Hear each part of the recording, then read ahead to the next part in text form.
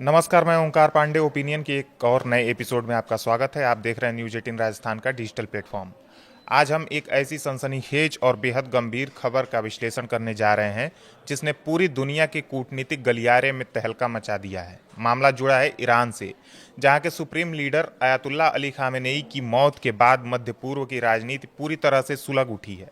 Khamenei की मौत के बाद उनके बेटे और नए उत्तराधिकारी मुस्तफा खामेनेई ने सार्वजनिक रूप से बदला लेने की कसम खाई थी, लेकिन बात सिर्फ बयानों तक सीमित नहीं रही। इसके तुरंत बाद ईरान की राजधानी तेहरान से छपने वाले और वहां की सरकार का मुखपत्र माने जाने वाले कट्टरपंथी अखबार हमशहरी ने अपने ऑनलाइन एडिशन में एक ऐसा इन्फोग्राफिक यानी एक पोस्टर जारी किया जिसने अंतर्राष्ट्रीय सुरक्षा एजेंसियों के कान खड़े कर दिए हैं।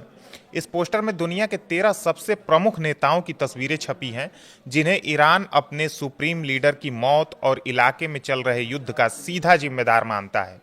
इस लिस्ट का सीधा और साफ मतलब यह निकाला जा रहा है कि ये 13 वर्ल्ड लीडर्स अब सीधे तौर पर ईरान के निशाने पर हैं, उसकी हिट लिस्ट में हैं। अब आप सोच रहे होंगे कि इस लिस्ट में अमेरिका के राष्ट्रपति डोनाल्ड ट्रंप या इजराइल के प्रधानमंत्री बेंजामिन नेतन्याहू का नाम होना तो समझ आता है, क्योंकि ईरान की दुश्मनी इनसे जग जाहिर है। इसमें ब्रिटेन, फ्रांस और जर्मनी के राष्ट्राध्यक्षों का होना भी हैरान नहीं करता। लेकिन इस पूरी फहरिस्त में जिस एक नाम ने सब कुछ ज्यादा चौंकाया है, वो है इटली की खूबसूरत और बेहद आक्रामक प्रधानमंत्री जॉर्जिया मेलोनी का नाम। जी हाँ, इटली की महिला प्रधानमंत्री मेलोनी भी ईरान की इस खतरनाक लिस्ट में शामिल है। तो आखिर ऐसा क्या हुआ कि शांत दिखने वाला और यूरोप के एक कोने में बसा इटली अचानक ईरान का इतना बड़ा दुश्मन बन गया? आखिर मेलोनी ने ईरान का ऐसा क्या बिगाड़ दिया कि उनका नाम ट्रंप और नेतन्याहू के बगल में लाकर खड़ा कर दिया गया? आज हम इसी मेलोनी एंगल को पूरी गहराई से और विस्तार से समझेंगे। इस पूरे विवाद को समझने के लिए हमें सबसे पहले जॉर्जिया मेलोनी की राजनीतिक विचारधारा और उनकी सरकार के रुख को देखना होगा।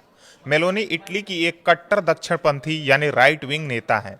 जब से वह सत्ता में आई हैं, उन्होंने ईसाई मूल्यों, राष्ट्रवाद और पश्चिमी सभ्यता की रक्षा को अपनी राजनीति के केंद्र में रखा है। ईरान जैसे इस्लामिक रूढ़िवादी देश के लिए मेलोनी की यह वैचारिक छवि हमेशा से खटकती रही है। ईरान को लगता है कि मेलोनी सिर्फ एक देश की नेता नहीं है, बल्कि वह पश्चिमी ताकतों की उस वैचारिक सोच का नेतृत्व कर रही हैं जो मध्य पूर्व के इस्लामिक देशों पर अपना दबदबा बनाना चाहती हैं।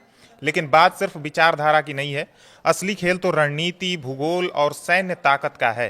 भले ही इटली भौगोलिक रूप से मध्य पूर्व से दूर दिखता हो, लेकिन भूमध्य सागर यानी मेडिटेरेनियन सी में उसकी स्थिति रणनीतिक रूप से बेहद महत्वपूर्ण है।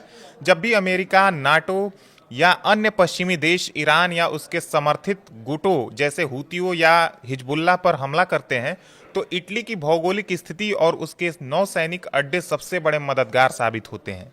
ईरान का सीधा आरोप है कि इटली ने अमेरिका और इजराइल को अपने हवाई क्षेत्र यानी एयर स्पेस का इस्तेमाल करने की अनुमति दी है। ईरान की नज़रों में यह कोई छोटी बात नहीं है। ईरान का मानना है कि अगर इटली और मेलोनी की सरकार पश्चिमी देशों के लड़ाकू विमानों और मिसाइलों को रास्ता न दें, तो ईरान पर हमला करना इतना आसान नहीं होगा। यानी ईरान इटली को एक ऐसे परोक्ष हमलावर के रूप में देख रहा है जो खुद तो सामने से जंग नहीं लड़ रहा, लेकिन दुश्मनों को हथियार और रास्ता मुहैया करा रहा है।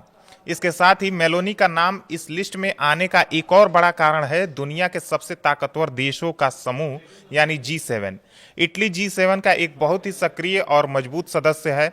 हाल के दिनों में जब भी ईरान पर कड़े आर्थिक प्रतिबंध लगाने की बात आई या ईरान की मिसाइल तकनीकी और परमाणु कार्यक्रमों को रोकने के लिए वैश्विक दबाव बनाने की रणनीति तैयार हुई है, मेलोनी ने उसमें बढ़ चढ़कर हिस्सा लिया है। मेलोनी ने खुले मंचों से कहा है कि ईरान को परमाणु हथियार बनाने से हर हाल में रोका जाना चाहिए, क्योंकि यह पूरे यूरोप की सुरक्षा के लिए खतरा है। ईरान को मेलोनी का यह मुखर अंदाज बिल्कुल पसंद नहीं आया। ईरान को लगता है कि मेलोनी यूरोपीय संघ और G7 में लॉबिंग करके ईरान को आर्थिक रूप से पूरी तरह तबाह करने की साजिश का हिस्सा बन चुकी है। एक और बेहद संवेदनशील पहलू है इजराइल के साथ मेलोनी के संबंध। यूरोप के कई देश ऐसे हैं जो गाजा या मध्य पूर्व के संकट पर इजराइल की खुलकर आलोचना करते हैं, जैसे स्पेन या आयरलैंड। लेकिन जॉर्जिया मेलोनी की सरकार ने इस पूरे संकट के दौरान बेहद संतुलित लेकिन इजराइल के पक्ष में झुका हुआ रुख अपनाया है। मेलोनी ने बार बार कहा है कि इजराइल को अपनी आत्मरक्षा करने का पूरा अधिकार है। ईरान के लिए जो इजराइल को अपना सबसे बड़ा दुश्मन मानता है और उसे दुनिया के नक्शे से मिटाना चाहता है, इजराइल का समर्थन करने वाला हर एक नेता उसका अपना दुश्मन बन जाता है। मेलोनी द्वारा इजराइल के हक में खड़े होना और ईरान समर्थित आतंकी गुटों की निंदा करना तेहरान के शासकों को नागवार गुजरा। यही वजह है कि जब ईरान के सरकारी अखबार ने यूरोप के नेताओं को निशाना बनाने की सोची तो उसने यूरोप के छोटे या शांत देश को छोड़ दिया।